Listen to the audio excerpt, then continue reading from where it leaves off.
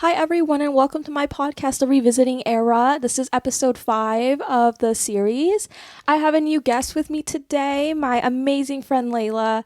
Our topic today is going to be focusing on talking about something of our past that is still significant in our life, but we have seen it and really grown to understand it in a new way. The title for today's episode is called Restoring Unstable Foundations. Leila, do you want to introduce yourself? Hi guys, I'm Leila. I'm happy to be here with this podcast. A little about me. I'm a student studying architecture, but I met Nadia in the summer. I am so excited you're here. I've been wanting you on my podcast for a really long time because I feel like you are one of the people that can keep up a conversation for real. Like, you have a lot of interesting things to say, and I feel like you can contribute a lot to this series in particular.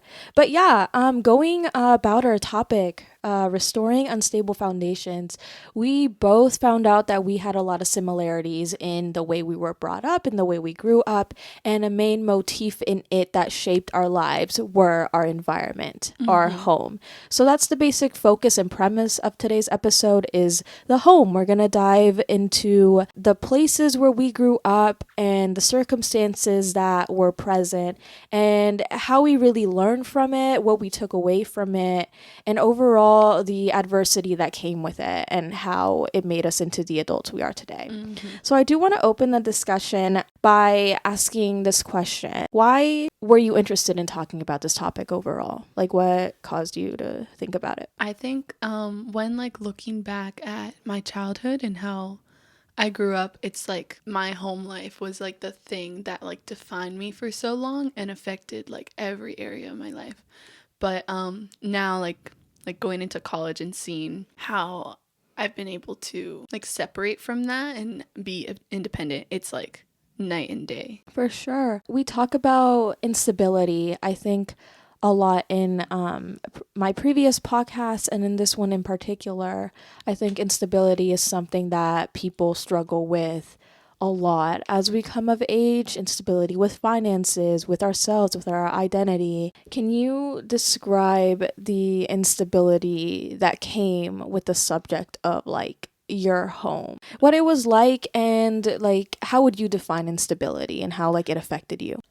So my personal experience with it was a lot of layers. It was the physical home. It was the relationship of my parents. It was my parents' mental health. It was my relationship with my sisters. All of that came together to make home a very unstable place. There's still bright spots. There's still good memories, but overall, having a house that's falling apart or never clean or always under construction from my my mother's demos, and there's just a lot there that has never been a normal home in that sense. Other people, they would go home and they'd put their backpack down and they'd go to their room, and I'd go home and there'd be construction materials stacked waist high at least. There'd be appliances unplugged, switched around. My bathroom would just decide to be demoed that day because my mom wanted to, and weeks would go by without any improvement. And that lasted, I'm thinking 10 years or something. Wow. Of my childhood. And even when I moved out for college, it was still happening. For sure. A lot of people, I think, have mentioned that a large chunk of their childhood essentially felt messy and out of control. And I definitely see that when you share that loss of control. And I know speaking from my own experiences growing up, there was so little I could control as a child that I literally tried and acted out in an effort to gain that control. And so you mentioned the way the house looked, the way that nothing was ever in its place. Do you think that affected your mental health or any other emotional health growing up? How did that affect you in that way? Definitely. And how I versus my other two sisters dealt with that, that like instability manifested itself in different ways. Like for my older sister, it was taking control like through like rebellion and like through like pushing back against my parents and just like trying to take control in like a more like active way. But for me, it was like trying to almost like be perfect and trying to think if I just do everything right in my own life, then I can like escape it in a way or get like something out of this hard time. And for my little sister, I think it really stunted her like development emotionally because it felt like a hurricane was always happening. And like sometimes when like trauma like that's happening in your like youth and in your like childhood, you just can't like accept it. I completely see that, and I can see how that definitely would have occurred. Like you mentioned, like your siblings, like each of them took it like very differently, trying to get control in different ways based off of parental instability, home instability, like all those things. My instability definitely came with a lot of the unknown. For me, I moved about 10 times within the same like small area, but we were always moving houses.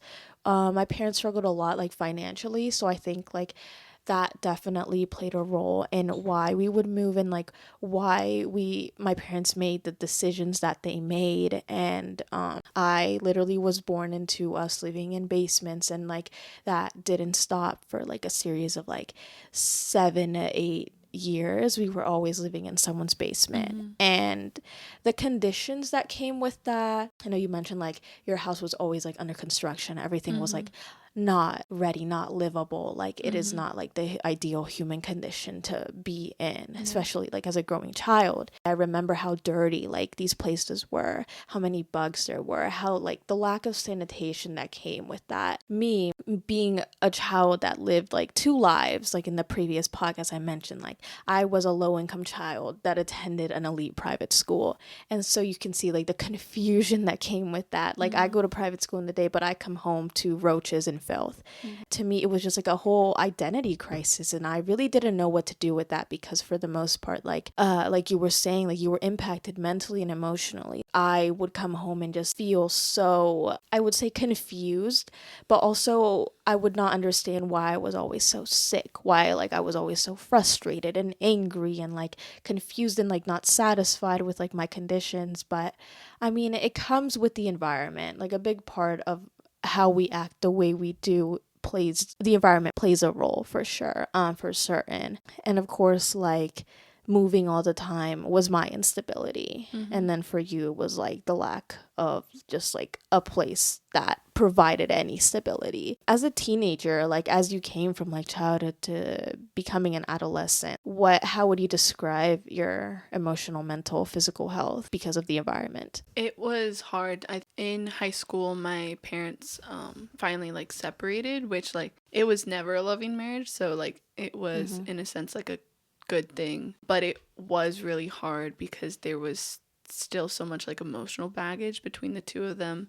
And at that time I really resented my father because like we both talked about this, me and Nadia, but like our dads were contractors. They owned a contracting business, meaning in my head, this was all fixable. Like I would go and see the job sites of beautiful, beautiful homes. For a time, we bounced back between the house next door and our current house, and there would always be construction. And then we ended up moving into the one that didn't have like the basic things, but like they sold the one that like they fixed up. And it just felt like a FU to the face in a way, or like just, I have no idea how to react to that, but it just felt very unfair.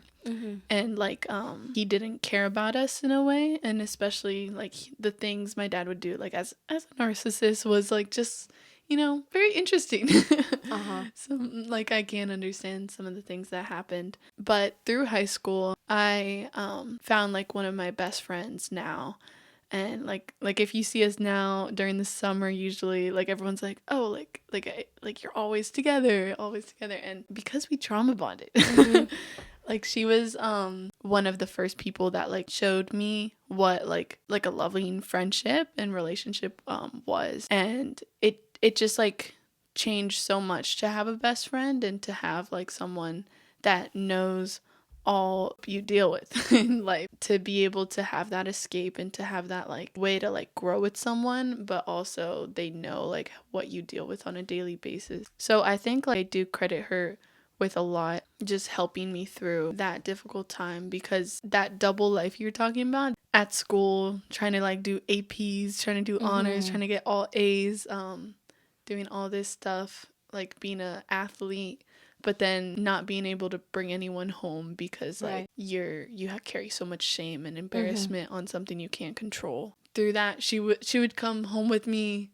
and we'd try to figure out, oh, is the stove working today? Maybe we can make this. Like, let's get the camping grill out. Things like that. Just having that kind of friendship is so important. It was so important to me, because there was a lot of times where you're still like a minor, so like you're still under your parents' control, having to do things like you really don't want to spend time with your parents, but like being able to have like a friend and like a safe spot and like somewhere to go if you can't deal with anything anymore, really helped me.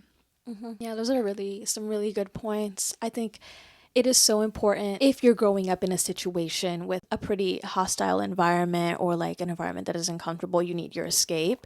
And whatever that may be, I know for me, it was definitely like my youth group at the time, as like controversial some things were there. Like I did find that as a safe haven, because it was like one of the only places I could go, that and dance. Because like when I was at the studio, when I was at class, I think my problems from the exterior world, from my home, like they wouldn't exist, because I was immersed in like something. I was like in a space where I could create something that was my own, with movement and art. And so with people that do grow up in dysfunctional environments, the source of hope that they have, like especially as children and adolescents, is like another environment, is like that sense of safety.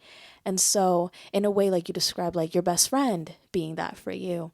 And so that's like really good that you found someone and you found that support that was able to be there during that time, for sure, and still to like this day. But it's definitely like so important to have that like refuge, essentially, because like you said, like that was one of the ways you were able to come through it and not like spiral any further. And then it is very beneficial. So thank you for sharing that. Especially I want to move like the conversation into like something we did talk about, and that was like family relationships, and how were those affected as a result of like the instability in the home.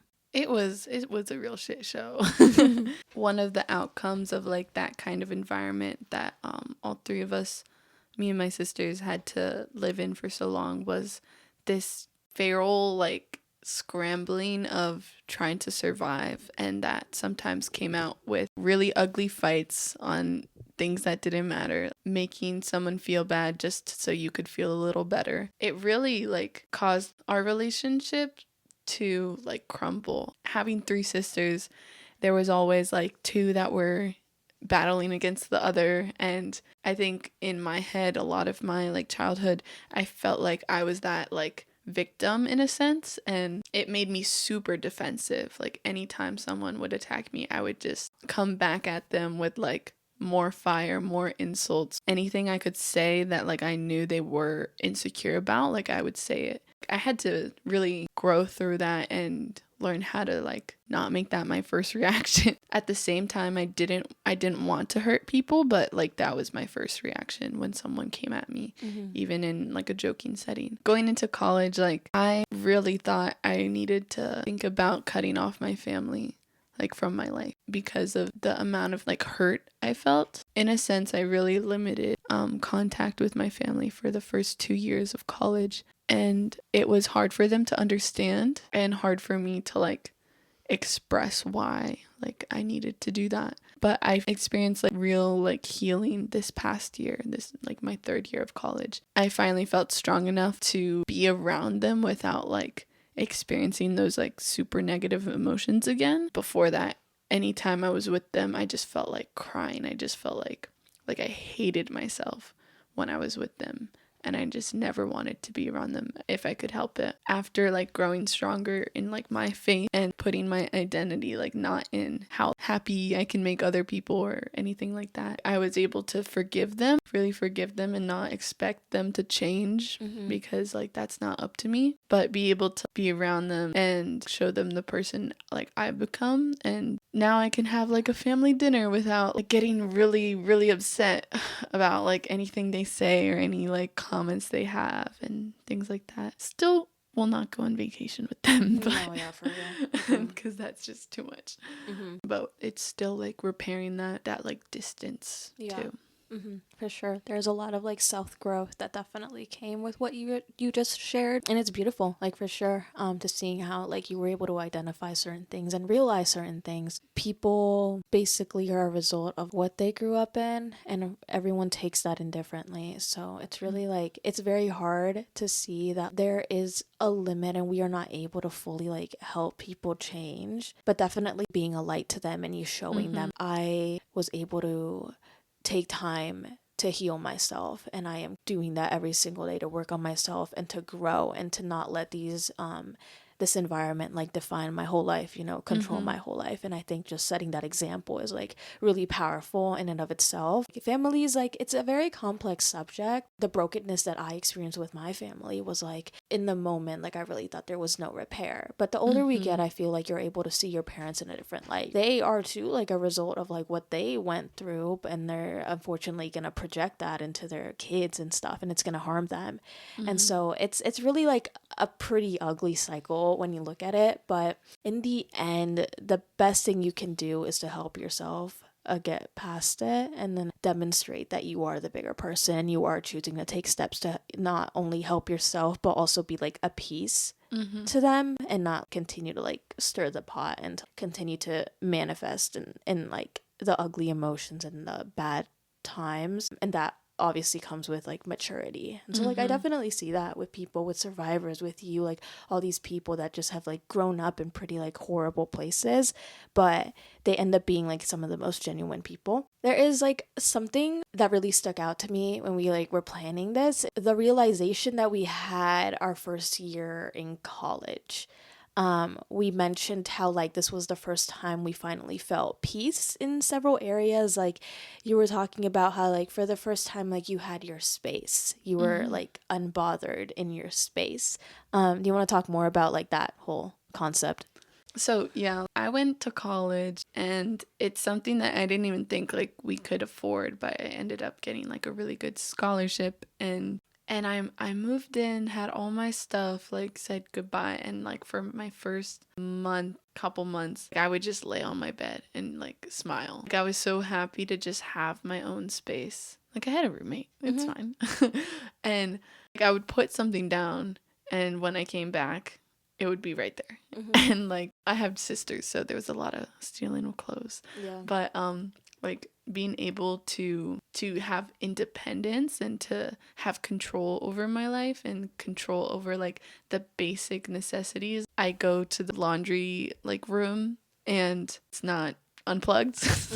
Basic things I just felt so grateful for. Now in my third year, I have an apartment with a bunch of roommates, but I have my own room. I have my space. We have a kitchen, and every day, even if I'm feeling like absolutely terrible, I'm just like, I'm thankful for this space, for this environment, that if something goes wrong, it will be fixed within like a couple days or even a day. And I don't have to worry about if I'm not able to do laundry for 2 weeks. Like I can focus on my faith, my mental health, my grades. Like I don't have to like worry about the basic living needs. Even though it was super terrible growing up, like it makes me so grateful now. When I do have to come back in the summer, like I'm able to deal with the instability more because like I'm living with my mom and stuff, and things have like improved a ton from what they were. Like right now I just don't have a room, sleeping in my sister's bed, and like I'm able to like get through that and like know that like this isn't permanent or anything like that. Good stuff.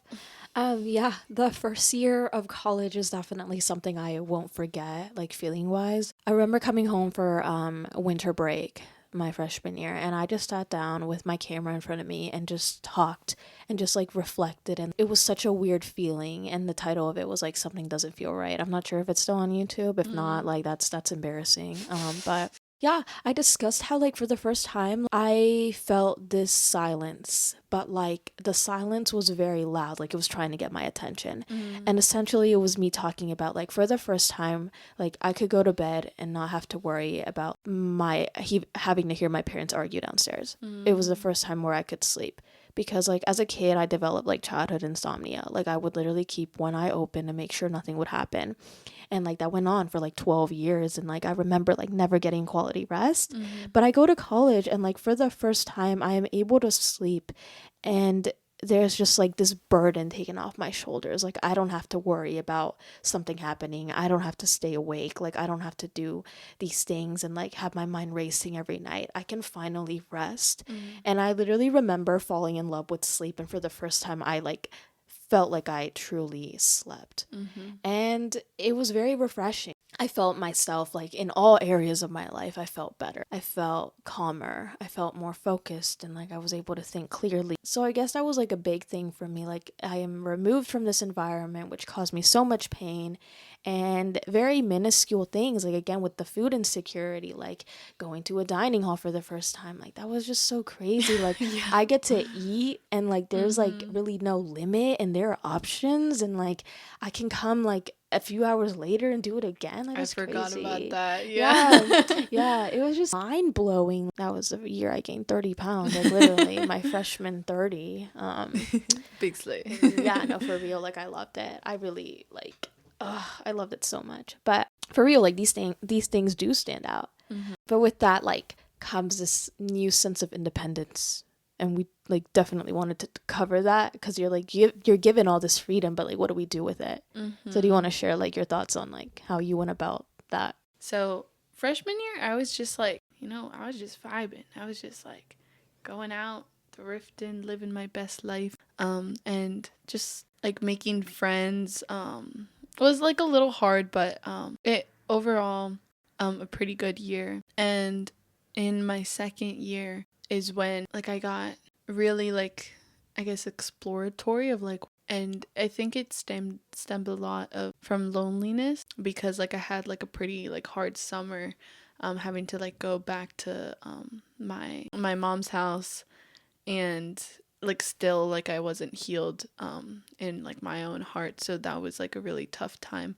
And then when I came back to school in my second year, a lot of those emotions just were like unresolved, and I tried the party culture and like the boy craze and like drinking, which like before that then I was never interested in. Like I was like, I'm gonna just draw my little pictures in my room. Like I don't really care about that. Maybe it was the friends I had, but like it made me want to like try those things and see like, well, everyone looks happy over here. Let me see that. And it was like a really dark like 6 months ish, because if you know anything about me, I'm very bold and passionate. When I set my mind to something, I really like go for it.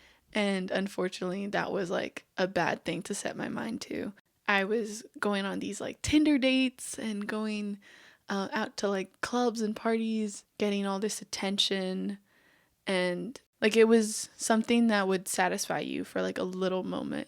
And then you'd feel so empty after. So you'd go and try to do it again and again and again. I just got to this like super low point. Why do I feel like this? Like is this happening? It was just such a lonely time, like surrounded by people. And that's when like the end of my sophomore year came. I had been like diving into my faith like little by little, even through like that like really dark time.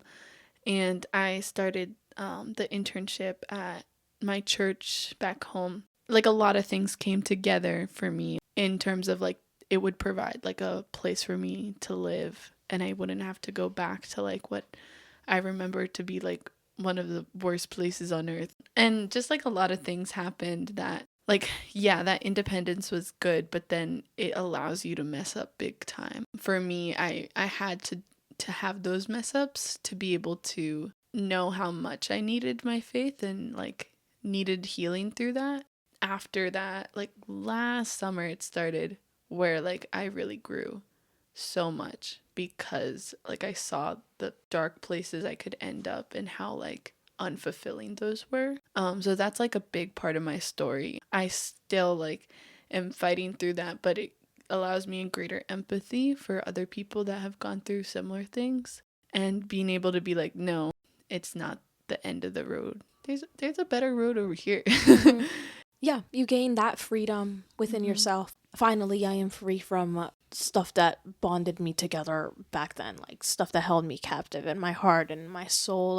I am now free because of growth, because of me realizing things that I didn't before. Mm-hmm. And so overall in that's really powerful and inspirational. When we talk about certain gaps that we mentioned in our past, I think what comes to mind is like needs that were never met.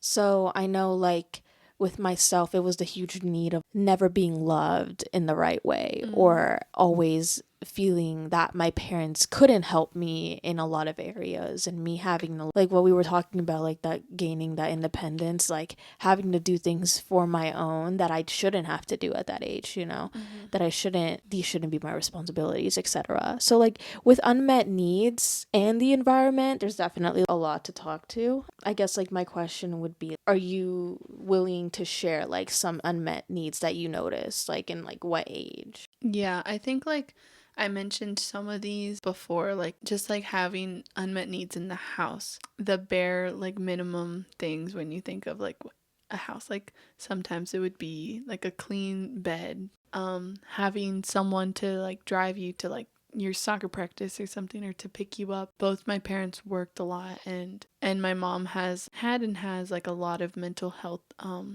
struggles, and so like having her just say like, I'm too tired, like I can't, and stuff like that as a kid, it just like breaks your heart. It's like it makes you feel like you're the burden and like you're too unimportant and like not valuable, even though like that's not fully, like that's not the full story. As a kid, like you want just love, and you want like someone to give you like attention and to like grow your confidence, but like sometimes that was missing for me. My dad, like when I was growing up, it was just like it was weird feeling like the pressure to be perfect in grades, be perfect in soccer, or else you wouldn't get that validation. Like, what's wrong with you kind of thing. And that like just stemmed a lot just from my parents' mental health and their relationship, and having like my mom like having so many struggles, and my dad being like a narcissist who like doesn't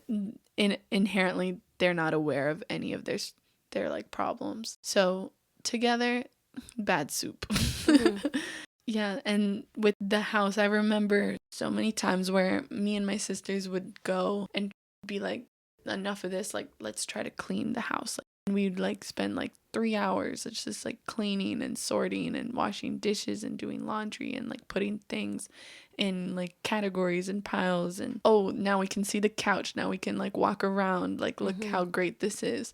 And you come back the next day and it's all destroyed. And that was something that happened so often, and it develops that feeling of like helplessness and lack of control, and that like no matter what you do, this is not something you can fix. That was just like crushing, because living in like a situation where like you were saying, like sometimes it would just be unsanitary because of the amount of mess and the amount of like dishes accumulating, and oh, we can't do laundry for weeks. It's like you feel dirty and you feel like this is your fault in a way, even though it's like really not. When you do try to fix it, it never works. So, but you're a kid, you can't get out of this situation. Yeah. So that like waiting period of when can I leave? When can I find a way out of this? It just lasted so long before college. And again, like that freedom we felt when we like actually got that independence. All really good, meaningful topics of discussion. So as we try to wrap up, we really wanted to mention, we really wanted to point out like the impact that instability had on our lives, how we realized that like a lot of things in our childhood like shaped us to who we are today, but we can't let it define us. So just gaining that sense of independence, gaining that sense of freedoms through different like areas in our lives, through going to college, through like literally growing up, through discovering new mindsets and like ways of thinking, definitely help like rebuild what was broken, because we ourselves, we grew up in a broken environment, but that doesn't mean we have to stay broken. That means we have literally like taken so many steps to rebuild little pieces here and there, gathered so much knowledge and like tools as we grow to fix what once was broken.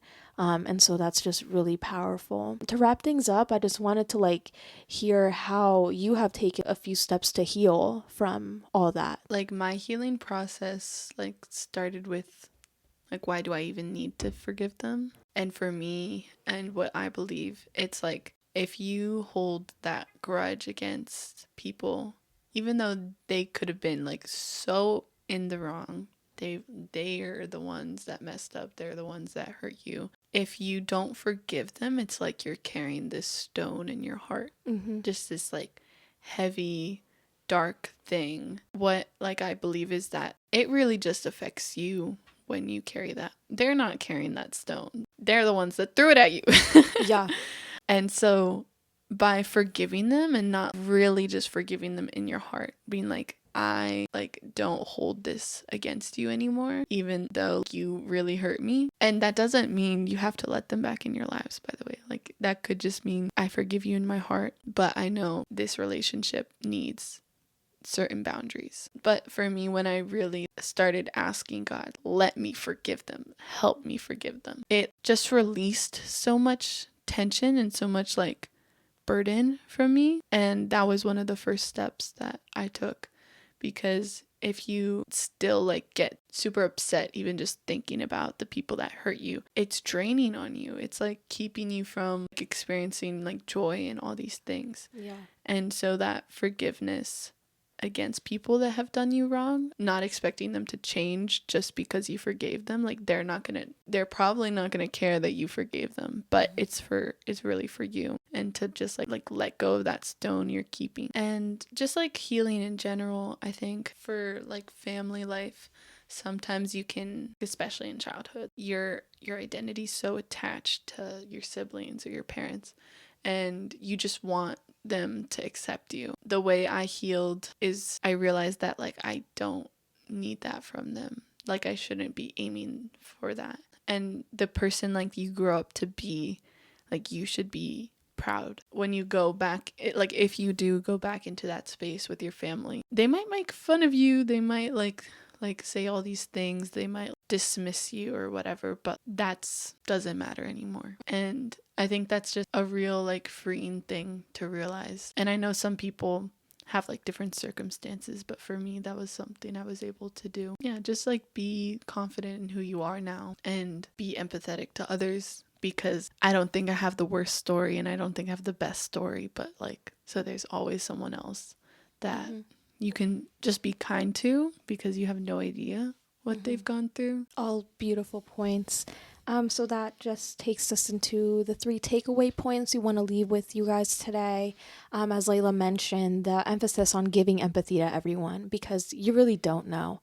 You don't know what people have lived through and what they've gone through. So just having that openness and that willingness to help people whenever you can will definitely like impact the world around you. So I think that's just huge, because like we wanted help when we were younger, you know. Why not give to other people? That's really good.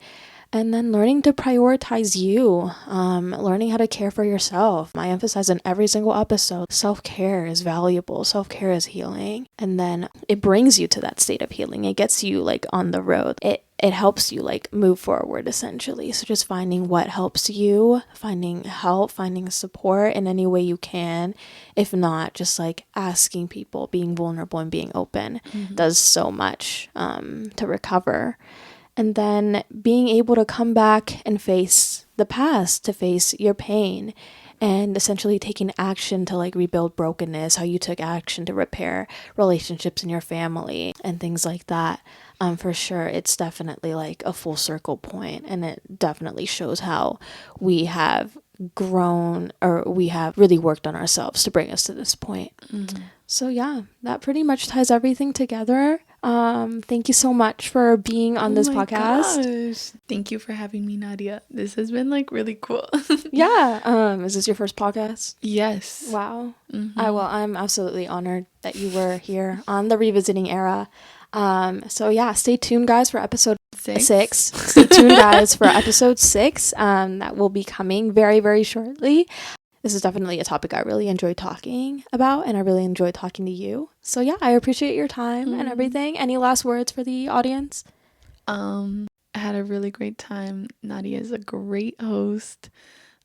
Give this the likes, the shares, Like, the subscribe, follows. follow, Yeah. all the above. But yeah, I'd like to thank everyone for your support. And until next time, bye. Bye.